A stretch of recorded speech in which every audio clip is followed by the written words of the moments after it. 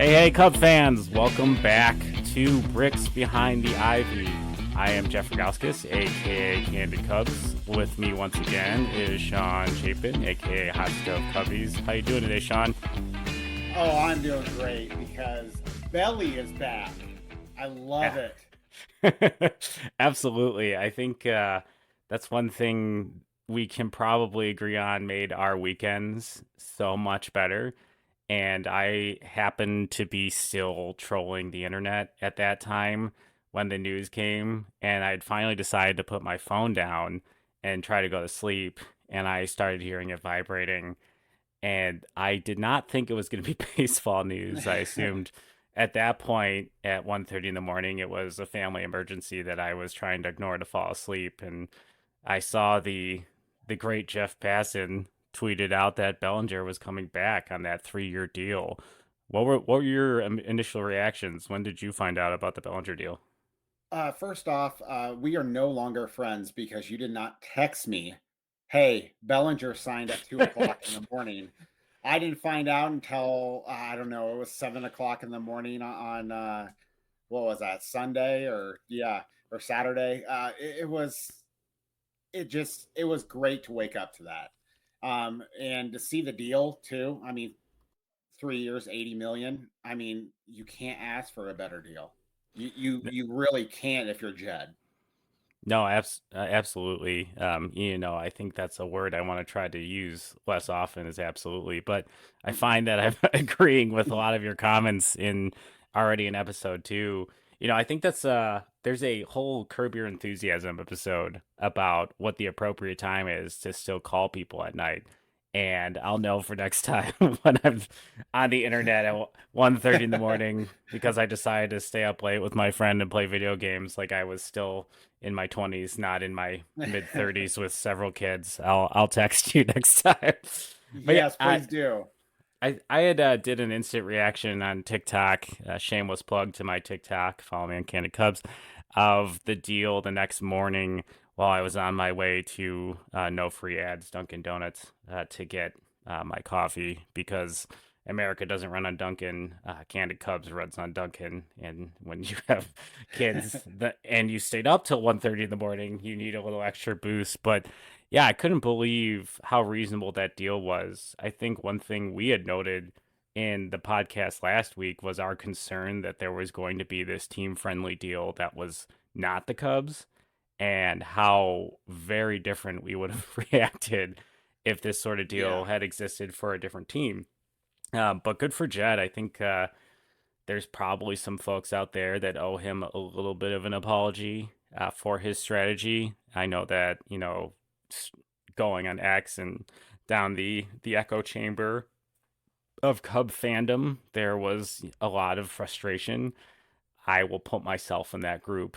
I will not try to dodge blame here, but I just was worried about what was going on in the silence. But at the end of the day, Jed got the guy, and this lengthens his lineup significantly. Yeah, it really does. I mean, it provides insurance for first base for Bush, who I know you'll be touching on later. It allows PCA to get some more seasoning in Iowa, and he'll be waiting in the wings for his opportunity. It just makes the roster so much better. Adding one player like Cody Bellinger to this roster just provides a huge impact. I mean, I went from a C minus grade to a B plus grade with just adding Bellinger, especially to that contract. I mean, I do not want to look at it from the perspective that Jed beat Boris because I don't look at it like that. I think this is actually a really good deal for Cody as well because if he steps up and plays like last year or even touch below last year, he's going to get that big contract and he's going to get that 6 to 8 years. Somebody's going to pay him, and because I think he'll kind of silence all the critics with another strong year this year. But if he doesn't do well, he has a $30 million insurance policy. I mean, just waiting for him to opt into. I'm just so ecstatic he's back. I think he provides that leadership, and we all saw what without Cody on this team looks like when he was, injured last year, and then also what it looks like when we were trying to work up lineups and saying, man, it doesn't look like a team on paper that would win the Central without a lot of things breaking right. But now that he's on there, I'm feeling really confident. That the Cubs are going to win that Central Division. I know we're just spring training, but that's how optimistic I am. I think in another episode we were going to do a preview of the division and kind of talk about our Hmm. thoughts, but I tend to agree that this does elevate this roster from that middling territory from all the different win projection territories that the Cubs were in. They were in that, I think, that like 78.5 range.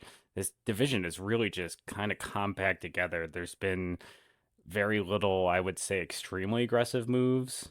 The Cardinals would be, I would say, the statistical darlings once again after last season being that heading into 2023, but just it never really turned into what they thought it was going to be. Obviously, there was a lot of early issues with Wilson Contreras and some of the comments with the pitching staff of "we love him, we hate him, we love him, we hate him," and everything in between that just seemed Yeah. really ridiculous from afar. And I think it was extremely rare for that franchise to have some of this stuff just come out and bubble out into actual reportable media. They just seem to be, at least from my perspective and my youth, such a well run ship. I'm concerned about complimenting the Cardinals on a Cubs podcast. I might get killed on Twitter, but they Don't do it. yeah, they've won so many divisions in this time frame and most of my youth. And there's that Cardinal Devil magic. They always call some Hmm. random guy no one's ever heard of and he's a monster. But maybe those things are starting to disappear as we've seen some trades not work out for them as they thought they would. And that corners, I do love Paul Goldschmidt. I love Arenado, but they're not kids. Production does tend to decline significantly at a certain point. So we'll see. I mean, yeah, I guess I don't want to spoil a whole episode's worth of content. I could talk about this, but yeah, Bellinger to the Cubs puts them right at that CBT, that first CBT threshold for that $30 million valuation. I had thought that CBT was calculated on the AAV, but when there's the opt outs, it's actually calculated based on the individual year salaries in that Hmm. specific situation. So 30 million, the first $30 million man for the Chicago Cubs. I don't round of applause for Yeah, this front office. well worth it. Well worth it. Walking into the modern era of contracts, which I Yeah. think a lot of folks would probably assume this front office wouldn't give out a contract like that. But yes, it's very extremely short term. But $30 million for Bellinger. Super excited to get back on this team and just what it means, the ripple effects across the roster and the opportunities it creates for trades even at the deadline. There's just a lot more depth, a lot more options for Craig Counsell to play with the lineup. Hmm. So I think today's episode, we had planned on talking about some things to watch for in spring training. This past Friday, the Cubs opened against the White Sox and won, which was fun on a crosstown Hmm. perspective. But the White Sox don't exactly have this very encompassing, complete major league roster. They're in a very unique situation, but still fun to watch some baseball on marquee with my kids and finally hearing the sound of a baseball on a bat and watching some highlights and some interviews this weekend. It was nice to have spring training back. Did you get to catch any of the games this weekend? Yeah, I watched a couple of games. Seeing Brendan Davis go off, I mean, that was just a beautiful thing to see because I was very high on him and still am because I just think if he's healthy, I mean, he was a top, what was he, a top 25, top 35 prospect a couple of years ago, and then he went through the injuries. So seeing that was really cool. Also, I didn't realize that the Cubs had so many pitchers that threw 97 miles an hour in the minor leagues. My gosh. Seeing some of that and the depth that they have with relief pitching and stuff is really encouraging. So I just it was great to have that on TV. My youngest, he always says, "Is there football today?" Because we watch football every weekend. And he asked again, and I go, "No, it's baseball season." And he was downstairs watching it, getting excited, really enjoying it. So baseball's back, and I love it. That's always good. It's such a transition for me mentally. As, as baseball comes back, I always try to find something to fill that void during baseball off Hmm. season. And, as we talked about last weekend, this off season didn't exactly provide much void filling. Just just lots and lots of frustrated thoughts and Yeah, reanalysis. And I mean, on one hand, it probably is the reason this podcast exists, is just not having to stew alone on these things. But on the other hand, yeah, it was a very very long winter. Just glad to see the boys in blue pinstripes back up again. So yeah, I think what we're gonna go over, we both have kind of separated and looked into some players that we're watching this spring, and we wanted to highlight a position battle. So I think we're gonna start with some players to watch. I know we both kind of separated out the list, so this isn't going to be some surprise where we both have the same player. And right. if you are watching on YouTube, I think you're going to guess very quickly which player Sean wants to watch because his shirt has his name on it. But if you're listening to the audio, I'm going to let you stew for a few more seconds until Sean starts talking on who the player is. Who's your player to watch this spring? Well, as my shirt says, I'm here for moral support, and that's my guy to watch this spring is Christopher Morel. Um, First of all, he's one of my favorites. I think anybody who has the kind of passion that he has for baseball and just people in general. I mean, you can't. I don't think there's a nicer guy out there in baseball. So, The man um, might have the most electric smile in the oh my MLB. gosh. You I heard it mean, here first. Lindor might have I mean, he might have a battle with Francisco Lindor for best smile. And maybe we could do an entire podcast on the best smiles of Major League Baseball. But Coming um, soon to yeah. Bricks Behind the Ivy. Who has a more beautiful smile? Next Oh, week. I like your movie voice there. That's great. Um, but going back to Christopher Morel, to me, the bat's just going to get better and better. I mean, we've already seen that in 2022. Had 379 at bats and 16 homers, 235 batting average, 741 OPS. That's pretty good from a guy who got called up from Double A. I mean that's really impressive. And all he did was get better last year. I mean, and right around the same at bats, 388 at bats, 26 home runs. So he 10 more home runs than 2022, 247 batting average, increased that, and then an 821 OPS. I mean, I just feel for Morel, he's just going to continue to get better with the bat. But one of the things I really wanted to watch over spring training and touch on a little bit is his walking K rate. Um, in the grand scheme of things, whenever you see somebody, working and walking K rate, something else usually has to be sacrificed, whether it be power, whether it be good contact, things like that. But one of the things that just really jumped out to me, and a lot of this I got off of Fangraphs, is in 2022 he had a walk rate of 8.9% and a K rate of 32.2%. In 2023, not much of a difference, 8.4 walk percentage and a 31% K rate. What I want to see Morel do in spring training is better pitch selection. I think with just a little bit better pitch selection, you're going to see that K rate drop and the walk rate even increase, and then also you're going to see better contact because he does a lot of damage with pitches in the strike zone. Um, the thing that really was interesting is pitchers aren't attacking him any different. His percentages of fastballs have been level across the past 2 years. Same things with breaking pitches and off speed pitches. And the thing is that he's only making uh, his swing rate is only like 33% when outside the zone. And he's only making contact 50% of the time with that pitch outside the zone. So he needs to do most of his damage within the strike zone. and his contact rate within that strike zone is that 73% mark. Um, so really, if he can just drop that swing rate down by 30%, it's going to force pitchers to throw him more strikes because he's not going to be chasing those pitches. It kind of reminds me of back when Alfonso Soriano was on the team. Man, you knew you can get him on that slider outside the zone almost every single time he had that long swing. You can get him with that slider. Then you started seeing him as he progresses, like kind of laying off that pitch. And then what do you know? He started getting more pitches in the zone. I think the same thing's going to happen with Morel.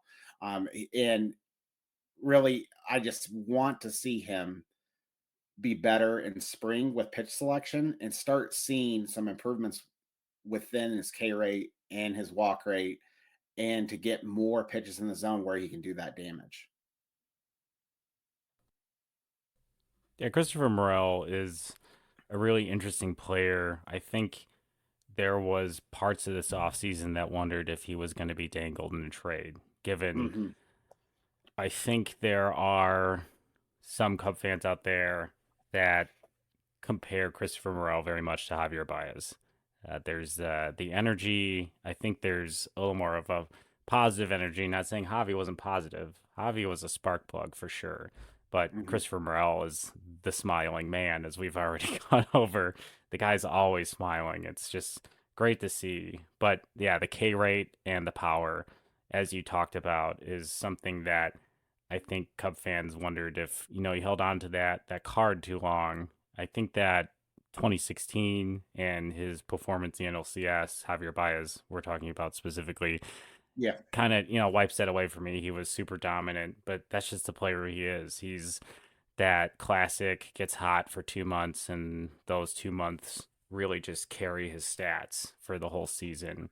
Where, a Major League Baseball player is kind of hoping for that consistency. I do like some of the points you made about his pitch mix. It is really interesting, just kind of taking a look myself, that it really didn't change. One Mm-mm. thing that I would say kind of jumped based on data I'm seeing in Baseball Savant is he did get, it looks like, a higher volume of off speed pitches on the put away pitch. So I wonder if he can improve recognition of that changeup. I wonder if that's going to be something to look forward to. And another thing that will be interesting on a managerial perspective is, will they protect Morel if he's not playing third, or on days will he sit versus pitchers that have a higher usage of their changeup, or will we see Yeah, that's a pitchers good that point. have a changeup use more changeups on him? I'm interested in how Craig Counsell managed that versus how David Ross did manage that.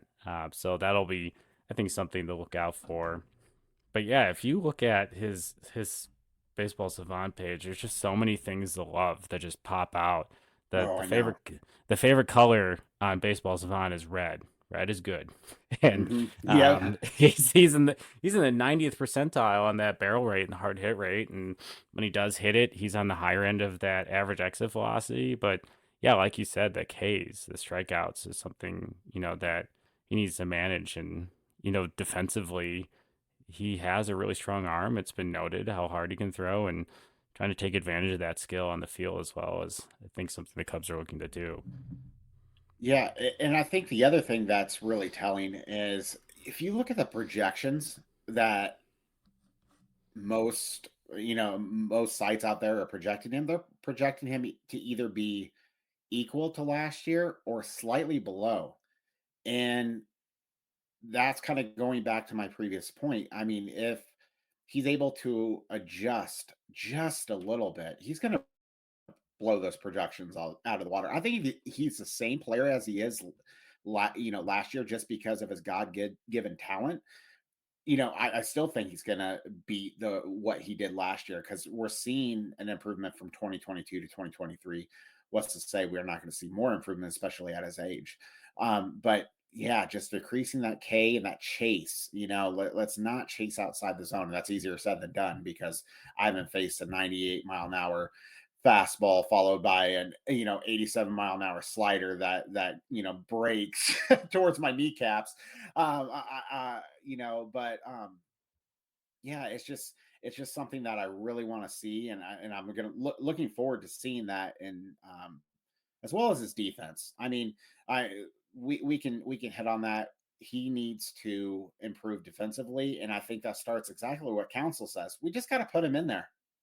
Put him in there. Let him, take his bumps and everything else, and take it into the season. I don't think there's any harm in doing that because of the bat itself. Um, so I mean that's really where I'm at. I was thinking Ryan Braun started at third base, correct? And he Yes. did he did not do well there at all, if I remember correctly. That's why he got moved out to left field. But they gave him time at third. And I think you until you get live game action at third over a long span of time, let's just see how he does. Let's see how he does. And if it doesn't work out, you have a backup plan. You could put him at DH. You can, when Nico needs some time, you put him at second base, at outfield for a spot start. He has that versatility. He's a great athlete, but just give him time at third. Let's do it. Yeah, I think that, obviously when you're thinking about the metric a lot of folks look at on building a successful baseball roster is wins above replacement. That is accumulated defensively and offensively. And there are some Mhm. players that, really lean very hard one direction or the other. And then there are some very special players that are amassing wins for you on both sides of the field, which is, a little less common than maybe less common than it used to be. That is not a fact. That is a statement, something that I will need to fact check myself on. But ultimately, Christopher Morel has an OPS above league average, will be contributing slugging this team dearly needs. And we're Mhm. going to get an opportunity to see that for a full season for the first time because there Yeah. was the I don't know, galaxy brain decision to leave him at AAA at the beginning of last year. And I know they were trying to get some different guys run, but it's a really hard argument to make that we were letting Nick Madrigal get run early in the season as best case scenario, a slapstick hitter when the team dearly needed slugging, and this guy just absolutely racked AAA till May when he got called up. Yeah, I still remember on Twitter, X, um, a lot of folks that I follow are, they're like, "Hey, has Morel got called up yet?" And it was every single day. And I appreciated it because that was in my head. I'm like, this guy is too good to be in AAA right now. I And always why love they those. waited so long? Ugh. I love those like fake Twitter accounts, or not fake, but the Twitter accounts that are, did such and such happen yet? And the only thing they tweet is yes or no. And Mhm. I think they've done that for random events in our lifetime. And I do remember seeing one this offseason where has Cody Bellinger signed yet? And every day Yep. I saw the tweet, it was just no. Except this weekend. Now it's yes. So that's good Yes. news. Yep. Oh, it's only good news because it's the outcome I wanted. Otherwise, I would have a completely different tune to that account. But yeah, Yeah. I think we hit a lot on Christopher Morel. The player that I have my eye on is Michael Bush, and a lot of that has to do with just the amount that the team itself has seemed to invested in this opportunity for him.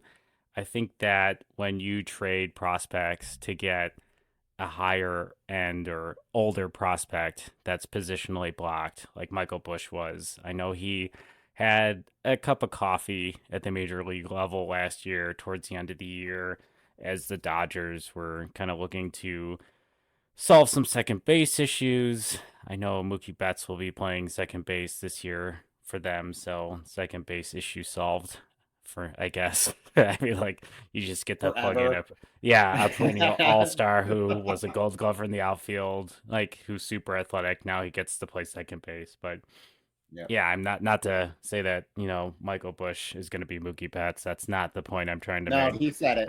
Everybody just said it. Michael Bush is heard, going to be Mookie Betts. All heard right. it here first. But yeah, I think he's an interesting profile, and there's a lot of guys like this. I think each offseason that a lot of different Cubs and Major League websites kind of target as trade candidates because of the reality that some guys end up in an organization that has a perennial all-star that is just not going anywhere. Either they've signed a Yeah. long contract or they've got a number of years left, and they're either around the same age. And in this case, for Bush, he was transitioning to first base. It's Freddie Freeman. He's not going to dispel Freddie Freeman. It's nice to have in the minors for the Dodgers if Freddie gets hurt as an option, but they've got such a deep farm system. I'm sure this guy wasn't necessarily something that's the top of their priority. But yeah, he's already 26 years old. He was drafted pretty high by the Dodgers in 2020, I believe in the first round. And he's from North Carolina. He went to college there and was already an advanced bat, similar to like Matt Shaw for the Cubs right now. You get these guys that have a lot of seasoning on them. You're thinking that there's a little more predictability in what their offensive output could be, and you'll figure out the defense later. So for Bush, that's really the situation for him, and he did everything you need to see at AAA. Like the guy absolutely destroyed there, especially last year when he played at Oklahoma City. He had 323 with a 431 on base percentage and 618 slugging, which puts him in the one dot club for OPS, which is That is just ridiculous. I yeah, mean, that's an those are video game numbers. I mean, exactly. And really what they wanted him to work on was reducing his strikeout rate, which he went from 26.1 in AAA the year before to 18.8. That's a he's huge drop. doing everything he's asked to do, but they're like, we have Freddie Freeman. Exactly. So I commend, Jed and Carter looking into this guy. I know they gave up a guy that, I was tracking a little bit more, and then one I hadn't been tracking, Jackson Ferris, left-handed pitcher, and Zaire Hope in this deal. Jackson is really young. He was a high school arm when he was drafted. He did some pretty interesting high K rate stuff over at Myrtle Beach, and I can't recall if he finished at South Bend last year, but definitely an intriguing arm, especially in the youth. Had a pretty good pedigree, especially when you get drafted out of high school into the major leagues. There are some expectations that come with that, but there's also time you have to wait. And personally, I always struggle with pitchers in this modern era. When is that first Tommy John coming? If they're going to be throwing, high velocity depending on their size, if they're curveball dependent, it feels like in the modern game, it's a matter of when, not if. So I'm Yeah. not as upset with the gamble of trading Jackson Ferris away, but that could be a guy that we see on the Dodgers in a few years. And so I guess it's a little bit of a gamble, but that's what, when you build this large organizational depth, like the Cubs have been able to do in the last few years, these are the types of moves you want to see them make. And going out and getting a left-handed bat that could have some pop in it when you needed left-handed pop and can play first base. I know there's a lot of folks out there that are saying this deal was more of a reflection of where they think Mervis is. It could be just an opportunity to get this bad. I do think it's interesting in an article I was reading that Dustin Kelly has some experience, the Cubs' current hitting coach, with Bush from the Yes. 2020 season. So, when these things happen, when organizations like grab other guys, like I wonder if there's some input there. Did he see? He was quoted in the article after the trade about how much he liked his short, compact, quick stroke. So that is something that I'll be keeping an eye on, especially too. Dustin Kelly obviously was a favorite of Cody Bellinger, which, keeping him here and with a hitting coach he's comfortable with, that's great news. And, seeing what, obviously health being a factor with Cody, but getting back to that philosophy, maybe that's something, Michael Bush will benefit from. So I know he made his spring debut. We're recording on Monday, February 26th for this episode that is going to come out on Friday. He made his spring debut today and he walked in. He hit a single, which in the video I saw, the game was not on marquee. There was an individual who recorded from the stands. The ball sounded thwacked. It had a really nice sound off the bat. I love the bat path through the zone. I always talk about the longer you can keep the head of the bat in the zone, the better likelihood of contact. And it looks like that he's got like just a very quick stroke. So I'm really excited to see what he does. One thing from his cup of coffee versus what he did in the minors. I always look at batting averages, balls in play as a sustainability metric for Mhm. different baseball players. And I think obviously like that batting average can tick up with home runs because no one's going to catch that ball. But if you're hitting, softer line drives or higher ground balls, you're gonna see that thing dip pretty well. And I was actually kind of surprised how low the BABIP was for the major leagues in 2023.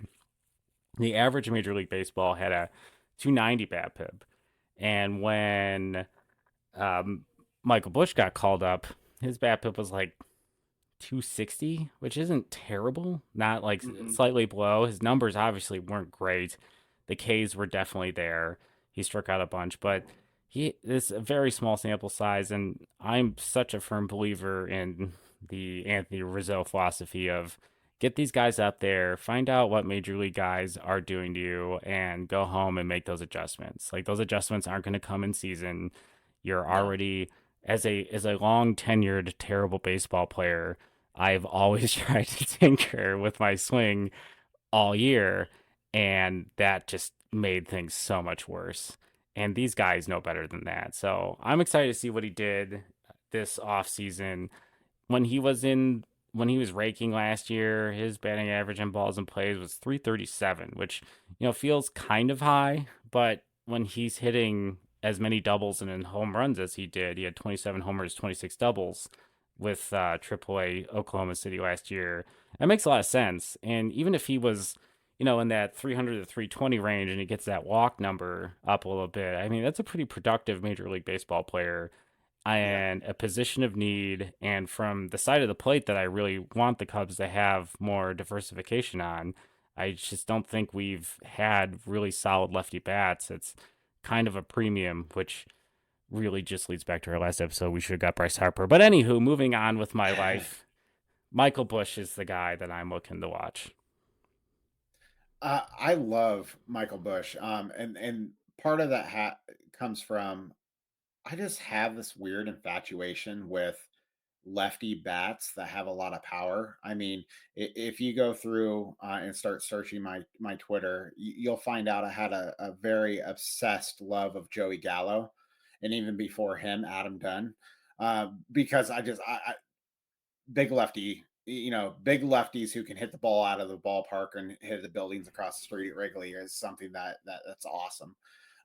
One question I have for you is do you feel that there's any concerns with Bush at first? Obviously, third, he did not grade out well at all. And I'm just curious to know your thoughts defensively at first, to put you on the spot. What's your thoughts there? Well, as they told Scott Adderberg in the movie Moneyball and in real life, first base is not hard. And Ron Washington quickly corrected Billy Bean and said, "It's very hard." So ultimately, One of my I favorite think lines in a baseball movie. Oh, I love I think it. time will tell. I I don't want to quote Billy Bean, but first baseman isn't a position that requires athletic prowess. I do worry about. We were so privileged for so long to have Anthony Rizzo, who is a very sure-handed first baseman, and this infield is not error prone, not wild throw prone with Dansby and Nico up the middle. It will be interesting to see if they run out Christopher Morel at third base with the bazooka, but and throwing at Michael Bush, who is trying to learn a new position in first base. Footwork would probably be an issue. He does have experience in the infield, which means to me that it would transpose effectively to the first base spot better than some others. So I think it's going to be how well he can scoop and how well he can, kind of manage around the bag. That's such a big part of playing first base is knowing when to stretch, when not to, when to eat throws, those types of situations. I think it's going to take time. I think that's one thing I do worry about on the corners for the Cubs defense is the lack of experience potentially there. A problem that could be solved if at some point, if Pete Crow Armstrong is absolutely tearing it up, you can put Bellinger at first defensively, and Michael Bush could slot in depending on how they're going to manage the lineups at DH. I know that there has been some writings out there about potentially maybe early on or maybe not at all Michael Bush, Patrick Wisdom platoon. Get Michael Bush going on feasting at right-handed pitchers. Not that he's traditionally struggled versus lefties, but Patrick Wisdom has traditionally feasted on lefties. So getting his at bats that way. Patrick Wisdom has some experience at first base, but yeah, I think that defense to me is something that I value maybe more than most. And outfield defense is something that I would love to study a lot more. And hold on, baseball nerd alert. Everybody get ready. This is gonna get real nerdy real quick. So No. I have a theory of outfield range factor and bat pit management and wondering if outfield defense, given the new age of baseball, is where elite defense and elite run prevention is born, meaning the more range an outfield can cover instead of just an individual outfielder, the less likely you're going to have the noise of a fall in line drive. So, a team that I had read an article from a baseball research person that I found on LinkedIn looking into some different baseball research opportunities and trying to learn more about the sabermetric certs and things like that, as this is kind of a passion of mine, that had talked about the Astros being nearly, yeah, like far and away at the cream of the crop of outfield range factor and bat pit prevention. And to me, that would explain some pretty reasonable sustained success as they've dropped off, some of that infield talent, some of the offense, and have been able to continue to just dominate the AL West. So yeah, I don't know how we got on this tangent, and I feel just very, very nerdy. But that's for a conversation for a different day. Nerds, nerds. No, no, Yeah, I like that. That's definitely something to look into. And I mean, if you looked at stats 20 years ago, you think we'd ever be talking about OPS and all of that? And I mean, like, really. So I think that provides a lot of value. It's definitely something you should look into further. Look at past outfield defenses and how it relates to um you know how it relates to success throughout playoffs and winning percentages and stuff like that. I think it's fascinating. I love stuff like that. especially too if you think about the 2016 Cubs having the highest rated defensive team in history. That's not a superlative. That's not nonsense. That is an actual fact. Hmm. And how good that team was. And it really was. And you'd think, given Joe Madden and all the other things, it was shift based and all these things, but it really was athleticism across that field. You had Addison Russell, who was just a hell of a defenseman, and Hmm. Javier Baez up the middle. You had Chris Bryant, who was serviceable at third base, and Anthony Rizzo, who I believe it was that year or recently, or shortly after that, he won the Platinum Glove at first Hmm. base and climbing tarps and walls to get foul balls. And I mean, Dexter Fowler didn't have an outstanding defensive reputation until the Cubs kind of looked into his strengths and positioned him differently. But that outfield defense was pretty solid too, even as if you think about like Kyle Schwarber didn't need to take a place out there because he got hurt so early in that season. They were playing guys out there that were, defensively a little bit better than that and not sacrificing a lot of offense. So yeah, it's definitely something to think about. And before we go down that nerd rabbit hole, I think I think it's the perfect time to transition to our final spring training watch topic, which would be position battles. Every year there are across major league spring training camps jobs up for grabs, and individuals get non-roster invites and all these different things. They get added to 40 mans to see if there is an opportunity for these players to play on the major league squad. Making an opening day roster is still a very big deal, and some guys maybe they don't stick the whole year, but that opening day thing is something they can't take away from you. There's the pomp and circumstance. I'm sure as a player it's very special. Hmm. So we kind of picked two position battles that we thought were, key to this offseason for the Cubs or this spring training season. And the one that I picked was the fifth starter spot, which I think is really interesting as we sit today with the availability of Jordan Montgomery and thinking about how he could slot in this rotation. I think before I go too far down that rabbit hole, given where the Cubs are on that CBT threshold, Theo used to leave like a cushion in the budget for any salary that needed to be acquired at the trade deadline Hmm. and to address team needs and such. The Cubs are very, very close to that threshold. So either they've decided they're going to go over it if these deals get into a range where they think it's appropriate and works with their timeline, or they're done. And I think that will be interesting to see in the next few weeks because if the cushion is truly the CBT threshold, I I just don't see them adding. But I did a decent amount of research in the opportunities that are available for this team. One of my partners in crime over at Northside Baseball, Brandon Glick, actually wrote an article that's pretty solid that gets into the nitty gritty about the fifth starter role. And I would recommend going to check it out if you want some additional details. But to me, I think it comes down to probably Javier Assad and Drew Smiley, just based on the volume of work those guys got in that role, especially Javier Assad towards the end of last year. And then additionally, Drew Smiley is still on this roster, is still commanding a decent amount of salary. I think he probably has the inside edge of that job. They tried to Wow.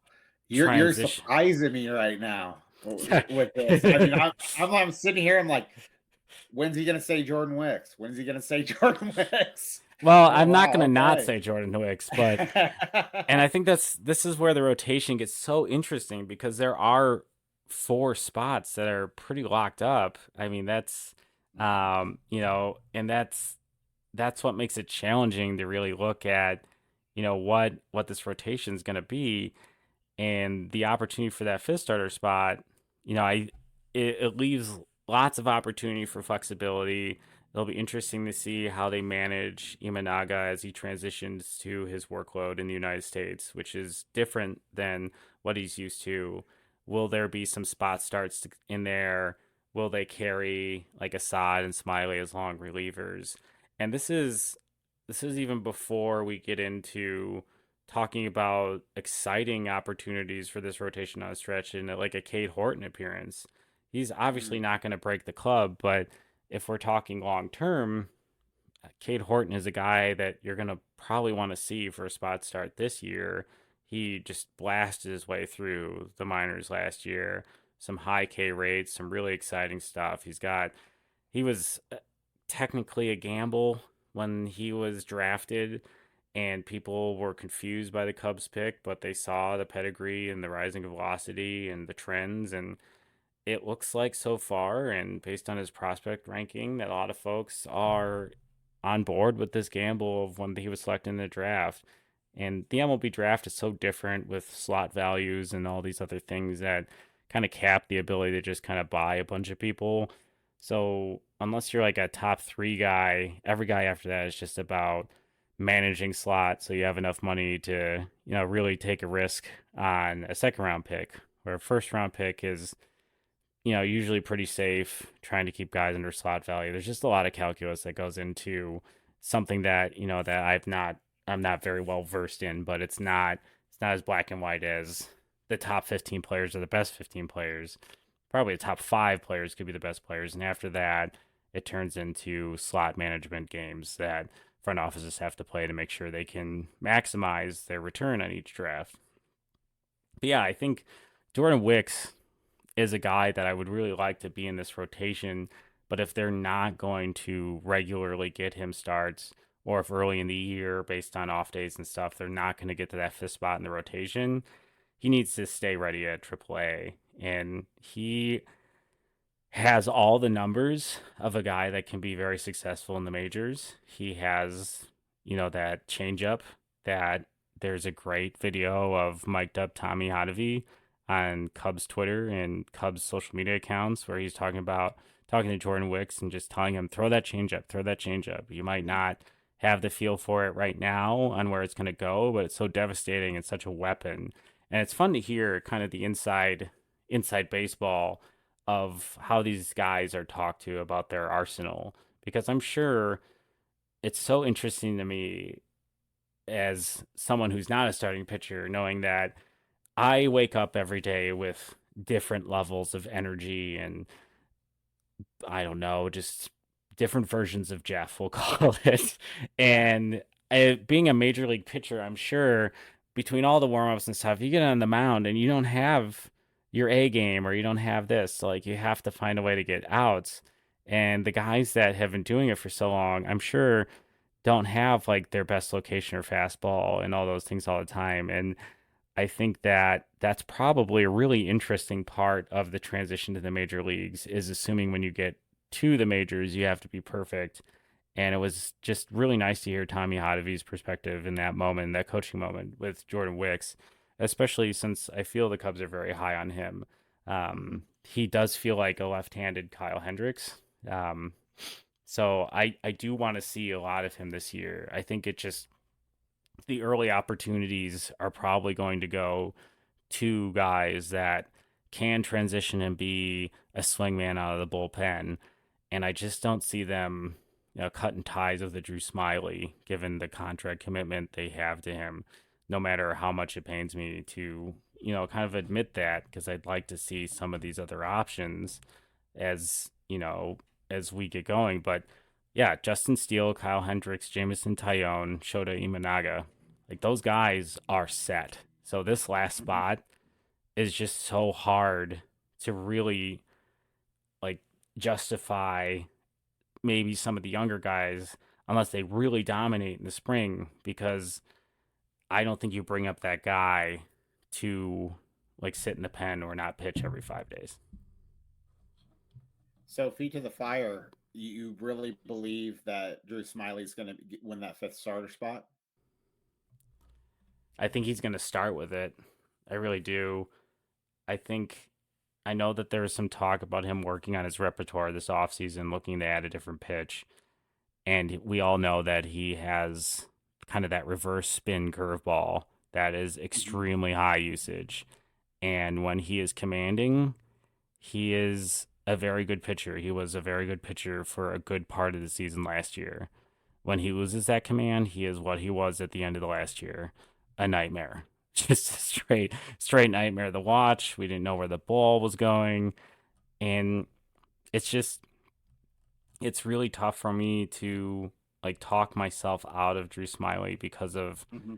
how much I did not like him coming out of the pen. And until, there is some sort of indication that the Cubs are going to move on from him or, have a trade or it can be able to get him off of this roster in a way that is appropriate besides just cutting him and, losing Hmm. that money or eating the contract. I think it's going to be really hard to justify someone else in that spot. And then it kind of opens the door for Javier Assad and Hayden Wisniewski as swing guys in that bullpen. Because I keep thinking about bullpen management. As much as I'd love to see Hayden Wisniewski get another opportunity to start, like we really need to see him develop a pitch that can get the lefties out. I think that changeup's going to be key there.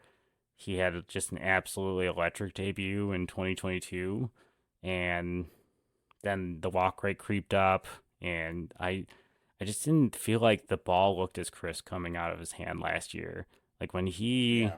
like when he after that trade, after he pitched a little bit in 2022, he just had that swagger, that like starting pitcher swagger. And I don't know if he just got humbled a bit last year, but it didn't return for me. And yeah, that his record versus lefties is just Is terrifying. He was it's really torched. bad. So until he gets a feel for a pitch or a strategy that can effectively get lefties out, he's a really nice swing piece. But yeah, I think it is Drew Like, Smiley's job to lose. wow, like I am.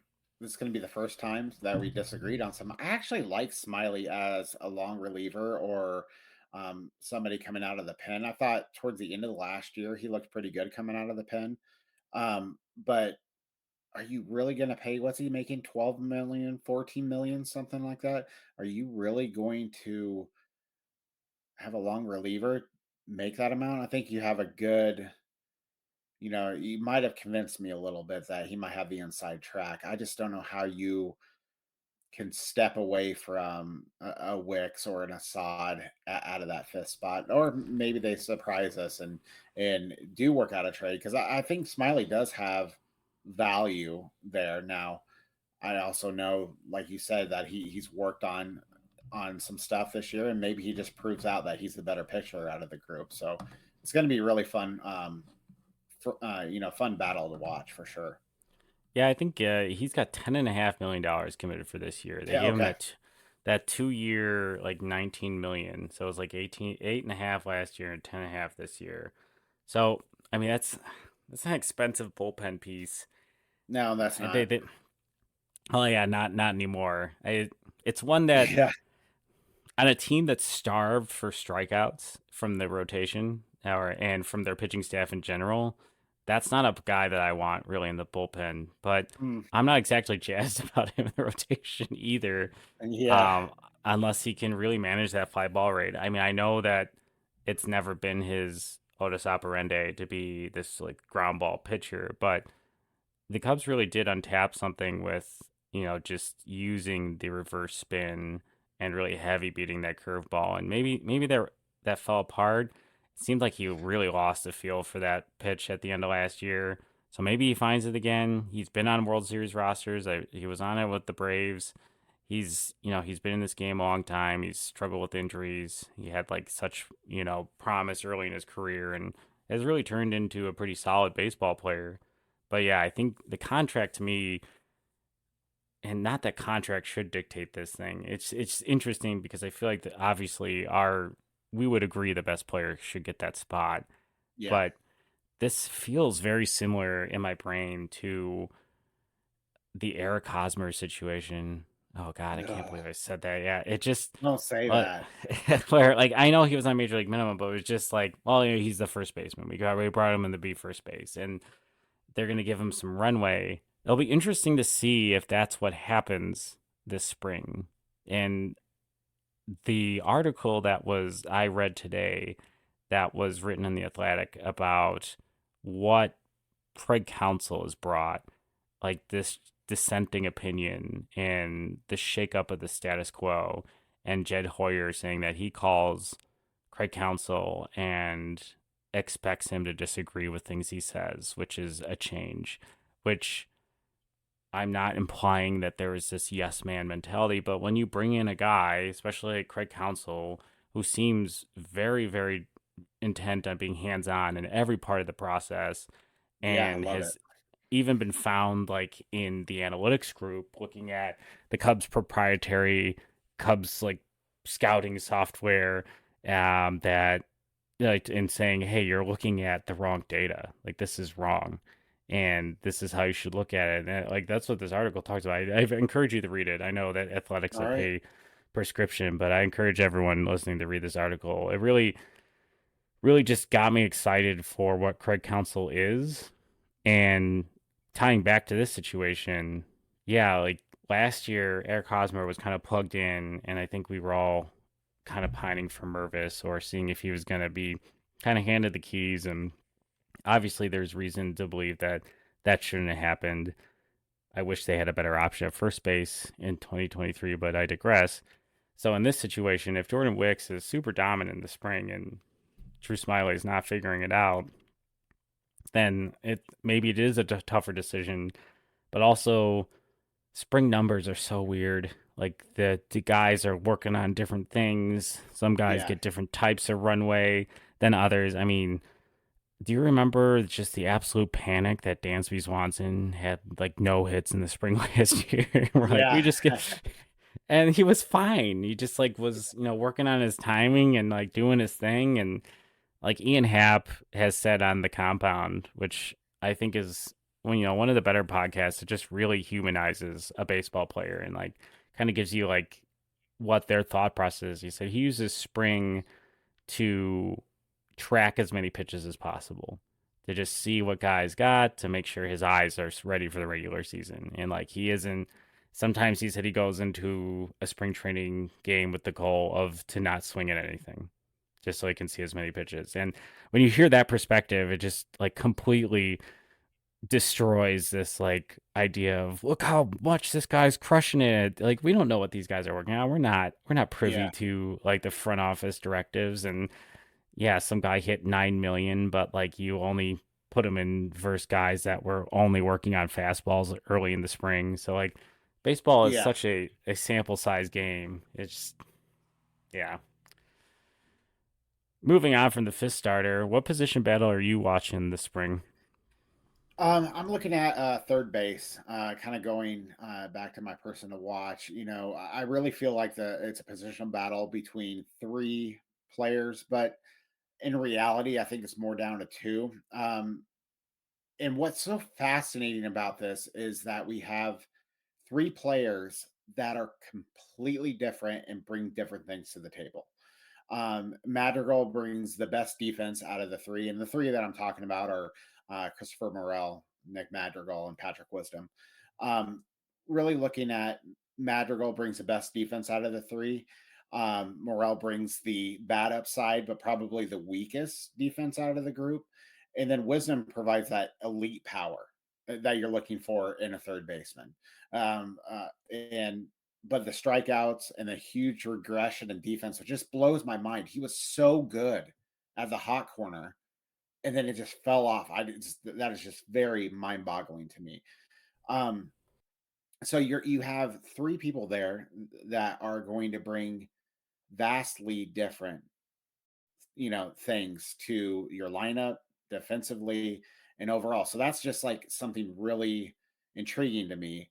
Um, but again, it's spring training. Like you said, it's kind of like creeping back in my mind. There are things that we're going to want to see and things that we're going to want to take as tangibles from spring, but how much is it really going to impact things? And that's why I think it leans more towards Morel. If Morel's looking good defensively, you can't fake defense. To me, you can't really fake that because a ball's going to be hit at you regardless. They're not going to hit a light ball to you just to see how you do. So I think that's where he can really step up and say, "Hey, I'm making these plays." I mean, he made that diving stop. Yeah, I was What gonna was it, say he had Sunday? that Yeah, highlight reel this weekend on a play. Not the best offensive game for the Cubs, but doesn't matter. We got to see a diving play. So moving on. yeah, yeah. Um, So to me, like in order for a Madrigal to take the everyday third base duties, he's really got to do two things. He's got to, prove that he's a elite bat to ball guy that he was in the minors. He needs to hit near 300. Now, is he going to do that in the minors? No, but I want to see a lot of contact out of him and to kind of show like, man, maybe he's figured it out a little bit, and then he has to continue to do that above average third base defense at third base. You have to continue to see that. Again, going back to Morel, the bat plays well at third. Question marks defense. Um, to me, all he has to be is average or slightly below average at third base, and he wins that job. To me, he wins that job. He's athletically gifted enough, I think, to sit there every day or most of the days and be that starting third baseman. I really believe that. Wisdom's on the outside looking in. He's got the biggest uphill climb. Is a good spring really going to do anything for him? Now, he just has to do a lot of things right, and I think a lot of things have to go wrong with the other two for him to step in there. So I really feel like Morel's the guy for third base, and I want to mention that we're doing this on Monday, and there is a lot of things out there that have piqued my interest. The Garrett Cooper signing and stuff. So a lot of the stuff that I'm saying right now about the third base battle could be altered by a couple of moves that are going to need to be made, like clearing a spot for a guy named Cody Bellinger. And it's just there's a lot of unusual rostering things that are going on right now. But as of today, those are the three, and I think Morel just takes it. What's your thoughts, Jeff? Yeah, I can't disagree. I don't want to use the double negatives. That is an old insurance quip. People in insurance always say I don't disagree, which my wife pointed out to me, and it she one day just popped off on me and was, "Do you realize how insulting it is that you never agree with me?"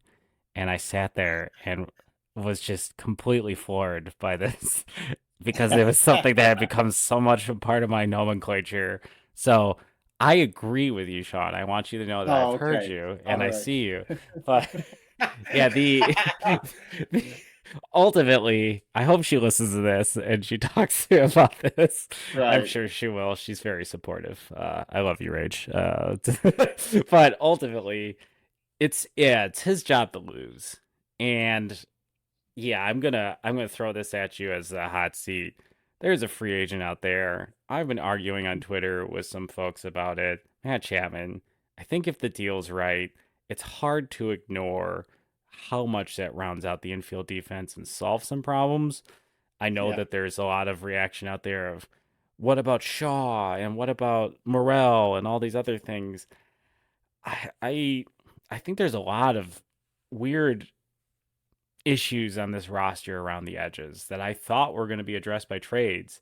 And I'm Yeah. curious if the delay in the four Borismen, as they are calling them on Northside Baseball, I that love that. I didn't catch yeah, that. The four boards.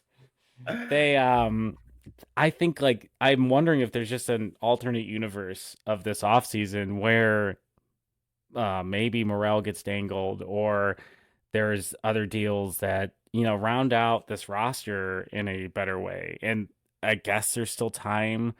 I don't know if this offseason's clock is just different, if it's Mhm, going to, if we're going to still see some trades, or is there reasonable groundwork for the trade deadline for some of these moves? But, going into the 2024 season, I'm very interested in how the bullpen's going to work out because that is going to, I mean, at times last year, it felt like that sunk this team. And they did get Hector Neris, but around the edges and health wise, I do have some concerns. And, there's some opportunities for some lefties there, but still not enough, strikeout elite stuff that you want to see at the back end of the bullpen. Something that Craig Counsell will probably have to learn to manage and work around. And this isn't a rotation that's going to be a high strikeout rotation. It's not how it's designed. It's not how the pitchers that are in the rotation are. So that's another reason I'm kind of belaboring. This is a very long way to get to the question. You bring in a Matt Chapman and a contact oriented rotation, you're raising the defensive floor significantly. And if he yes. produces at an offensive level that seems, as many people have pointed out, very similar to Christopher Morel, but with a higher defensive ceiling, I can't argue on a 1 year deal or something that exists in that nature. That just seems like such a home run for the Cubs. Yeah. If the Cubs front office have the option to get a 1 or 2 year deal out of Matt Chapman, I mean, 2 years, 40, 1 year, 20, 25. How do you not make that deal? I don't care if you're close to the luxury tax. You blow over that for that because as much as Bellinger lengthened the lineup, adding him and allowing Morel to maybe still get some starts at third, but move over to DH, spot starts in the outfield and second base. But that defense, oh my gosh. And then a lot of people, I hear this a lot, that his bat is trash. His Chapman's bat is trash. And I'm like, the guy, 4 out of the past 7 season has hit over 20 home runs. Not only that, but he's playing an elite level of defense. And yes, you're gonna have fall off, but you're only signing him to a 1 or 2 year deal. Matt Shaw will probably be ready by then. And yeah, you might be blocking, quote unquote, blocking Matt Shaw for a year or two. But anybody who's saying that he's going to be ready and called up and just hit the ground running, that's really difficult to do, especially at a guy his age and with so many at bats in the minor leagues. I mean, we've even seen folks like Mike Trout struggle, in his first season and things like that. So I think he is not an insurance policy. I don't want to go back to that. Matt Chapman makes this team better, so much better. I mean, like, it just baffles me how folks can look and not agree with adding Chapman on a 1 to 2 year deal to play third base for this Cubs team is not a good deal. It just needs to happen. Yeah, and I think that, going into some of the things we talked about last week, I mean, you're the Chicago Cubs, you have an extremely high valuation. These are the types of deals that you should be able to eat. In 2025, there is a huge salary drop off, which gives them a ton of room going towards that Yes. CBT with a pretty solid mix of players Juan next year. Soto. Yeah, Juan Soto. exactly. Excuse me. Yeah, geez, let's start the campaign now. Like, is it Sotocago? Like, is that what we're gonna like? Yes. It's just like Chicago, Sure. but longer and Yep. clumsier. Like, Yep. but Let's do at it. the end at the end of the day, Carter Hawkins said when he started here, at some point you just have to get good baseball players, and the rest figures itself out. I mean, can we imagine the conversation we're having about in 2016 when Dexter Fowler came back on the same exact date that Cody Bellinger signed? Oh Creepy, yeah. right? Yeah, Creepy. 224, all those years apart. And, but I remember the commentary then was like, where's he going to play? Like, they want to play Schwarber. There's no DH. What are they going to do? And what, like 10 games into the season in Arizona, he collides with an outfielder, destroys his knee, and all of a sudden that like weird roster depth we were concerned about is now a huge concern. Yep. So I in prospects are lottery tickets. Yes. They are assets that I know they're people. I want to clarify, I know they're human beings, but we don't know what they are until they get to the majors. Like they're Mhm. dreams. And I love dreams. I'm a big fan of dreams. I'm a Cubs fan. Dreams have been all I've had for most of my life. But ultimately, these guys aren't anything until they get there. And development is not linear. In this moment, when you could tell me you could make the Cubs third base production raise that floor significantly, I'm doing that 110 times out of 100 because it is about winning divisions. It's about winning baseball games. And it's not my money. It's not, well, it's some of mine. No. I bought season tickets. So, like, I'm going to take credit for a good portion of Cody's contract. Unless he plays poorly, then I'm going to walk that back. Yeah, But you can opt out of it. It'll be fine. but ultimately, I struggle with the idea of if the contract's right. Like I'm not saying don't give the guy 10 years, $300 million. That's not what I'm saying. If Boris is entertaining short-term pillow deals again, and you can get him in a 1 year deal and it does not hamper what you're going to do, or the guy just takes off again and you can keep him around, and then you have some flexibility at other positions this offseason to try to address I know uh, the Marlins are tripping over arms that they're looking to deal because they don't have any offense. Ding Mhm. dong. Hello, Jed. This is me, the Marlins. We would like some of those bats. Or Yeah. we know there were some Bo Bichette rumors this offseason. I'm really interested in watching that Toronto team because they are an extremely competitive AL East. They have some guys that are hitting that weird arbitration land where trade rumors will be legitimate if they struggle out of the gate Yep. because they are going to look to maximize the amount of prospect return they can if they do not think these players are going to resign. And that will be super interesting to me, especially since there was an early tie to Bo Bichette. I Yes. will be keeping an eye on that. It'll be interesting as the season develops, and it'll be interesting to see how Toronto fares in that division because that is a tough division, and I know it's probably going to take a lot in that situation for for them to be really out of it, but that is something to keep an eye on, especially with that rumor popping up that they're already thinking about what happens if this goes wrong. And Yep. it definitely feels too that pivot away from like a Cody Bellinger like contract that like kept the Cubs in the Cody Bellinger contract conversation Yes. is also telling sign of let's not commit long-term deals when we have these guys running out of arb time and we're going to have to pay them those long-term deals. We don't know what this team is, so that'll be super interesting. Not to go on that tangent. Yeah. Going back to a previous point, we talked about the luxury tax and, you know, the comments about, you know, Tom, Tom Ricketts saying that, that's a soft cap for them and they need to go over, they will go over. They like to leave a cushion for the trade deadline, all that kind of stuff. I look at it this way: put a patch on the damn sleeve of the Cubs uniform and get Matt Chapman on a 1 year deal. I mean, it'll pay for itself. It'll be fine. Old Style presents the Chicago Cubs. I love it. I love it. Wintrust Financial presents no free ads, no free ads. Uh, Yeah. But I think that's all we have for today. I am excited to watch the spring unfold. This has been another episode of Bricks Behind the Ivy. You can find me on social media on Instagram, Facebook, Twitter. Wherever you find your social media, you're probably going to find me there at Candid Cubs.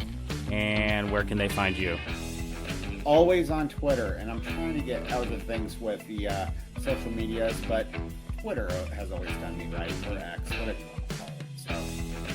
And here comes another shameless plug. If you do like the podcast, share it with your friends.